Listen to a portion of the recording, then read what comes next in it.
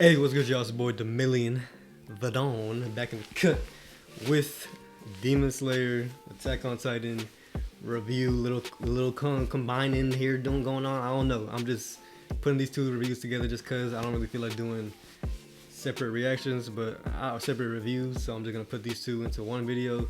Probably should split them up, but I don't know. I just feel like not doing that for some reason, so I'm just gonna combine these two into one video. So first, I'm gonna do Demon Slayer and then Attack on Titan for this video. Freaking Demon Slayer, bro! What the heck? The animation for Demon Slayer, the animation on the debris was crazy, bro.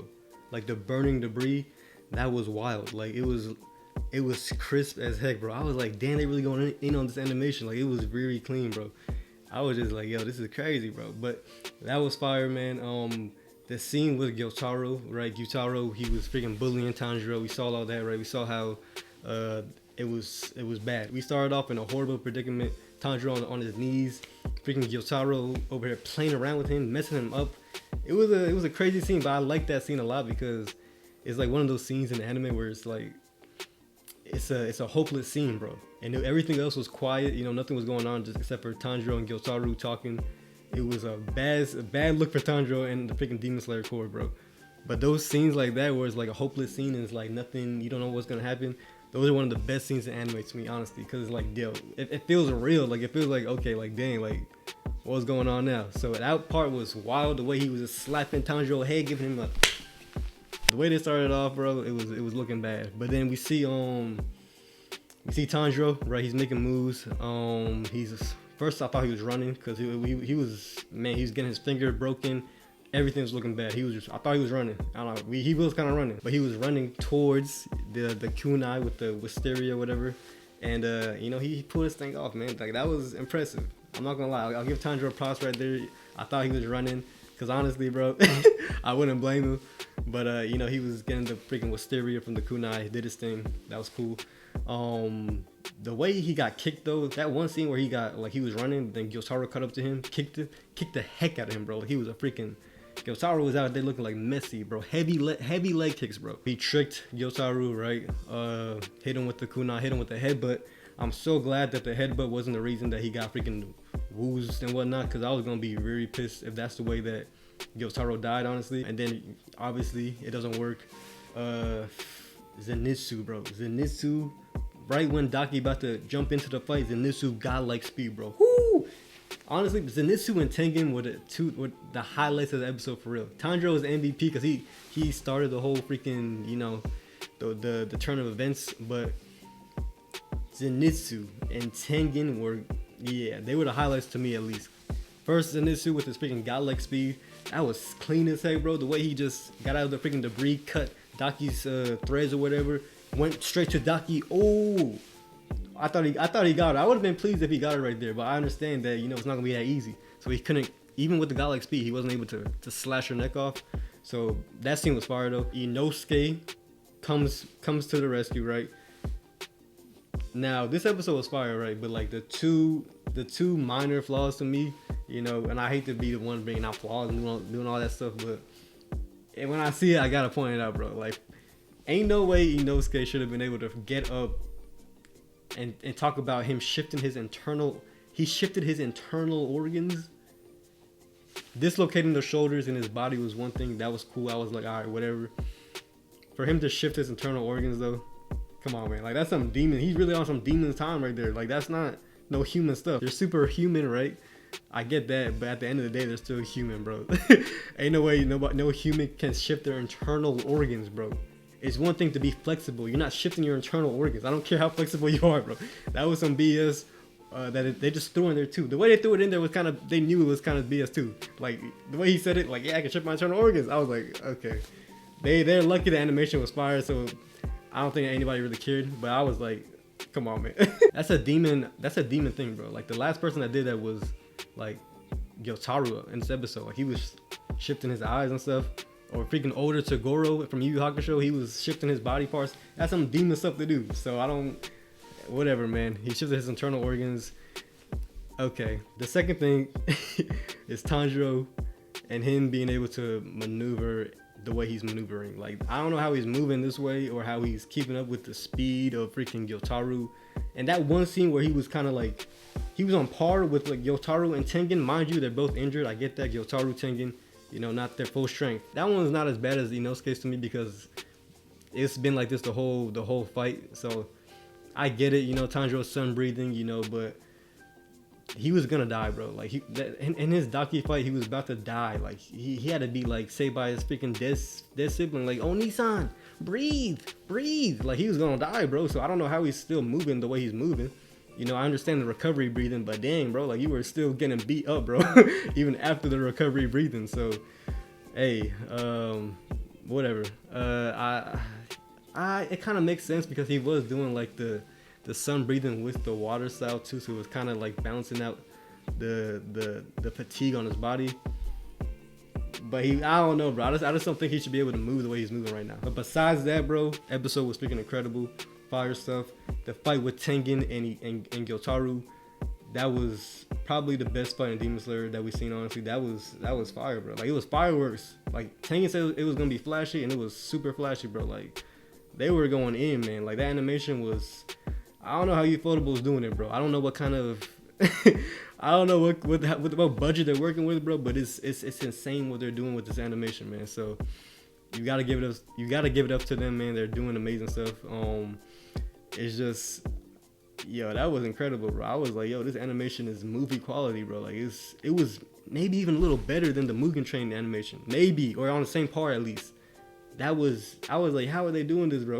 Tengen's his musical score technique, that was fire. We finally saw like why he's called the Sound Hashira. I feel like with that move right there, like he really showed that, yo, this is why I'm the Sound Hashira. Like, he was going in, bro. Ichi-san, he was going in, bro. Like, he was able to read Gyotaro's movements through sound, I guess, and he was just reading the patterns of his attacks and whatnot. That was clean, bro. I like that.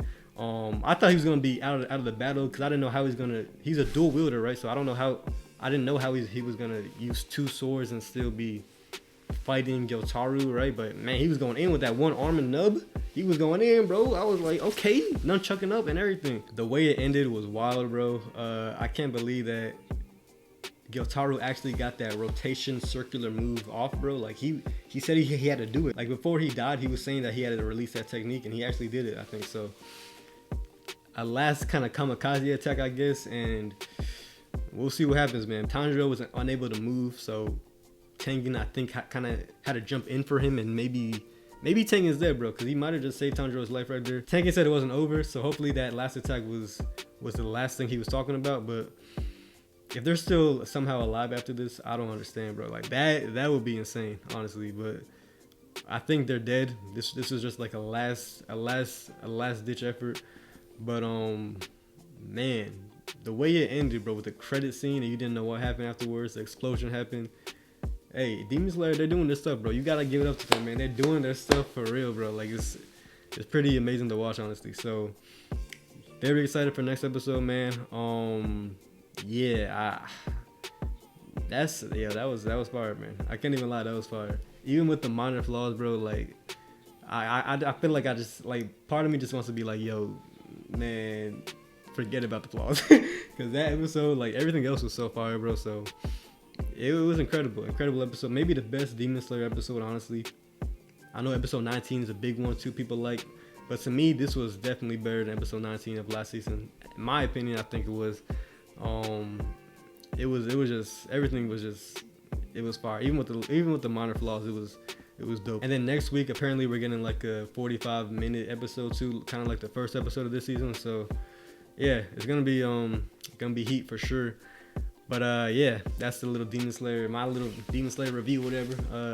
I know I kind of went over the place. I don't know if I covered everything, but y'all get it. Y'all watched it, man. It was fire. We saw it. Yeah, Demon Slayer. If y'all here for that Demon Slayer part of the review, it's over. Catch y'all on the next one, man. All right, now, Attack on freaking Titan, man. Attack on Titan. This man, Eren, bro. Eren really did it. Yo, watching Demon Slayer and then go to Attack on Titan, I was like, yo, this is not happening. This man, Eren, released the rumbling, bro. Nobody's stopping him now, bro. I don't get, nobody's stopping him now. he finally did it, bro. Like who's gonna stop all these colossal titans? It's not happening, bro. Like he's about to trample the rest of the world, like he said he's gonna do. And yeah, we're gonna see what happens, man. But yeah, this episode was definitely I think one of the most important episodes for Attack on Titan as a series, honestly, because we got Ymir's backstory, right? The whole thing with her being a slave and the Eldian past, we saw that too. We saw how this Eldian king, bro, this dude was evil as heck. Honestly, he was a cruel king, bro. Like that man was bad. Like he was definitely he wasn't a good look for the Eldians at all. I like how they did it because it's actually real. Like it's not like the Eldians were some good people. Like their king was a cruel individual, man. And like the people followed his rule, I guess, right? We saw how his Ymir ended up being a slave to the Eldian king and how she was able to get the power of the Titan in that tree, right? Like she fell into some water and then she touched something. That something looked like a spine or like a freak. I don't know what it is. It's called something that we don't know if it's a god, they said, or a freaking I don't know. They said we don't know what it is. We have no idea what it is yet. Hopefully that's gonna be explained later on. I think I was surprised to see Ymir. I thought once she got the power that she was actually gonna knock off this Eldian king, but she went back to him as a slave. So it just goes to show you that slave mentality, because she was a slave since she was like born, I think, like since she was young. Grisha and the Restorationists, their part of history was right. The Titans were building roads and building construction, all this stuff, but it was just for the sake of the Eldians. We see how they went and attacked Marley, right? Marley, it's crazy how Marley and Eldia have been freaking warring since like forever. It's like it's been this way even before the Titans. Both parts I think were true. Like the Eldians, or the Titans, Ymir's Titan at least, she was building bridges, she was doing all this stuff, but it was just for the sake of the Eldian Empire, and everybody else was probably like getting freaking raped and pillaged, like the other side of the story. So it's just wild to see both parts were actually true. I think, right, that's kind of what they were implying, I think, with that. So it's just so it's real, bro. Like the way they're writing the story is like, no, you can't really say one side is bad or the other, because even with the Eldian king, right, he was like he was twisted, but it's like that power could have went to the Marleyans and the same thing probably would have happened. Like maybe that king was just different. Like maybe the Marleyan king or whatever wouldn't have gone to the extreme he did, because this man really had he had his daughters eating Ymir's body, his human daughters eating Ymir's body, bro. That was probably the most gruesome thing we've seen in Attack on Titan, bro. Like I saw like a manga panel of it, and that was like, they showed that stuff, but like that was crazy. But the anime kind of showed it too, though. Like we saw it, like it was, like that man is sick. That man is sick, bro. But yeah, cause they didn't know that, it's just a spine, so they were just eating like her whole body. But yeah, that king, he was on some different time, bro. Like he was grimy, bro. Like, damn, bro, I can't believe he did that.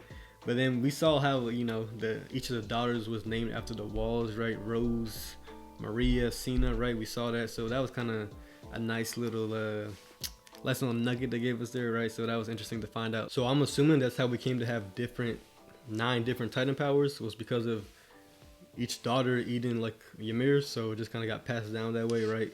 Because I don't know how it got passed down. Maybe the parents ate one of the daughters when the daughters died, or the daughters ate the parents. Like everybody was on cannibalist stuff, bro. Crazy. Then we get back to the present time. Zeke, this man Zeke's over here talking about Eren. I've stopped you. He's basically told Ymir do the euthanization plan. He thought he had it in the bag. Yeah, Eren was like, nah, bro, like I'm about to break out of these chains, bro. He really like forced himself to break out of those chains, bro. Lost like a finger or two, I think. Oh, Eren determined as heck, bro. So he went up, freaking chased Ymir down. Yo, like that scene where he's talking to Ymir, bro. I was thinking about it when I was watching it. I was like, yo, Eren seemed like real genuine when he was talking to Ymir, talking about, yo, you don't have to listen to the royal family. You can be free. Like you can make your own decision, right? It seemed genuine because Eren, we know he's all about freedom. So when he was talking to her, I really felt like he meant that, and he was genuine about that. But at the same time, I kind of feel like he might have kind of played Ymir there too. Like he might have manipulated her to give him the powers as well, because obviously Ymir, you know, she's been out here making these titans for centuries. It's wild to think that this one girl has been making all these titans and it's been taking her forever to do it. But like, we see a titan, you know, we see an Eldian turn into a titan and it's like an instant. But for Ymir, it's like a whole freaking process, bro. Like it's actually insane how long she's been doing it. So I think Eren, you know, talking to her in that way and finally being the one that apparently she sent, that just kind of, you know, we saw her face. She was like, yo, I'm sick of it. So yeah, I think Eren, he might have been playing on the fact that she obviously was sick of this whole thing, but I still think he was being a little genuine too. But he might have really just been playing her, because if you think about it, bro, like for Ymir, you would think that the euthanization plan would be kind of what she would want, right? Because she has been a slave for these people for like forever. So the euthanization plan would end the whole race. Logically, I feel like, yo, wouldn't you like this plan? So wouldn't you want to listen to Zeke? But I feel like just because it's coming from Zeke, a royal Eldian, she was just like, nah, I'm not with that. So I think just her pure, like, I don't want to say, is it hate? I don't know. She seemed really hateful right there, or just like pissed off. Like she was tired, man. Like I feel her. Like I understand like her just being like, forget it. Maybe she did actually want to do the rumbling, you know, and just say forget the whole world. Like I'm just tired of it, and that's why she gave Eren the power. But yeah, just seeing the fact that Eren actually accomplished what he you know was trying to do with the whole rumbling, seeing that commence is wild, because it's like, it's happening, bro. Like you're not stopping this, bro. Like nobody's stopping this besides Eren if he wants to. Like this is happening, bro. So I said that I'll be down with whatever Eren's trying to do, and I still am really like it. Like if he's trying to I mean, we see he's trying to do the rumbling and destroy the rest of the world, and besides his people. So hey, I feel Eren, because it's like, what else?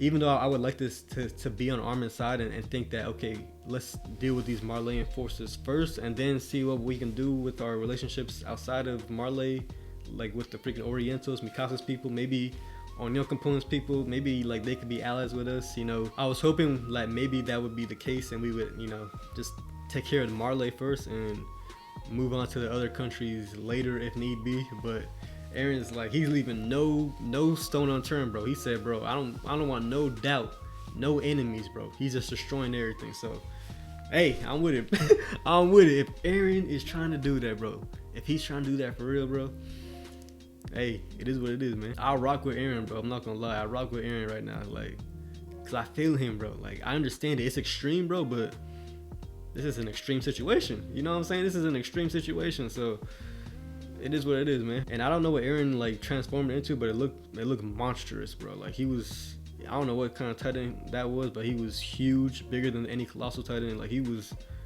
looking like King Kong out there, like on some different type of level, bro. Like we saw his face too, like that black and gray look. Whoo, he was looking real sinister. I'm not gonna lie, he was looking real sinister. But oh man, it's wild, man. It really is wild, cause I wonder how everybody else is gonna react to this. Like I really want to see what they're gonna do. Mikasa and Armin, I wonder how they're gonna react to Eren's decision and everything like that. I feel like a lot of the people that heard what Eren said, though, you know, I think a lot of them will be on his side, though. Like I do believe that, because if I was there, man, I feel you, Eren. We're being attacked by these Marleyan forces right now. He's talking about, yo, I'm gonna protect everyone here and just destroy everyone out there. Hey, do you, Eren? It's dark for sure, bro, but I'm still on Eren's side with it, bro. Cause we still don't know what Eren, he saw something when he touched Astoria that we haven't seen yet. Like whatever he saw, whatever made him go like that face he made, like whatever made him do that, we haven't seen that yet. So that future that's kind of been hidden from us, I wonder what that was. Like what did he see? And yeah, next episode, man. Next episode is gonna be wild. Same with Demon Slayer. Demon Slayer gonna be 45 minutes. Whoo! That's gonna be fire. I feel like right now we're like in a new golden age of anime, bro. Like with Demon Slayer and Attack on Titan, what they're doing right now with these two shows is groundbreaking, honestly. So very excited, man. Do all that stuff in the description, you know. And I'll catch y'all in the next. Stay healthy, stay powerful, stay blessed. Harry Frog gon' hold me down. Don't take much to get me right. Every loss I ever took, I shook it off, got back to life. Every time we ever failed, we stood up and seen the light. Every time the plug was front and took too long, we tweaked the price. Every obstacle I faced just made me great.